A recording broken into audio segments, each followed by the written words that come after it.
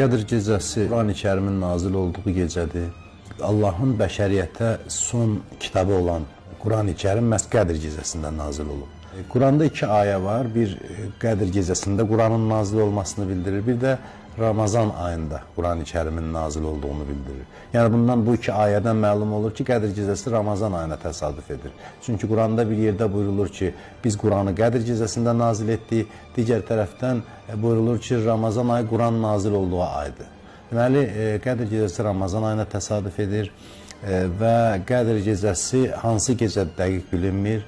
Ramazan ayının 19, 21, 23-cü gecələrinə təsadüf etmə ehtimalı daha çoxdur.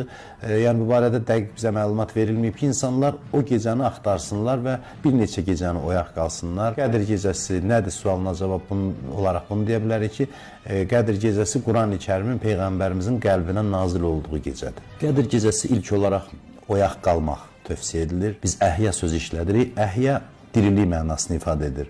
Yəni insanın diri olması, dirilməsi mənasını ifadə edir.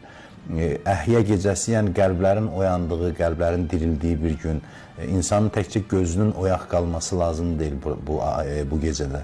Həm də insan qəlbən oyanmalıdır, özünü təftiş etməlidir, öz keçmişini bir daha gözünün önünə gətirməlidir, buraxdığı səhvləri etiraf etməlidir.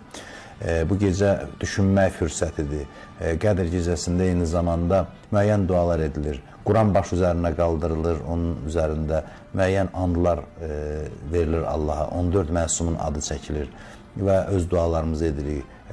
Qədr gecəsinin xüsusi namazları var, kitablarda qeyd olunub və 2 rükət Qədr gecəsinin namazı var. Dua kitablarına insanlar müraciət edə bilər və o namazın da qaydasını öyrənə bilərlər.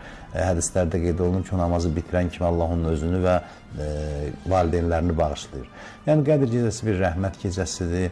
İnsan müxtəlif əməllər edə bilər. Qədr gecəsi oyaq qalmamaq günah deyil, yəni yatmaq günah deyil. Amma bu böyük bir mühüm fürsətdir və adamın heyfi gəlir ki, belə bir fürsət zamanı insan yuxuda olsun və bu fürsətdən yararlana bilməsin.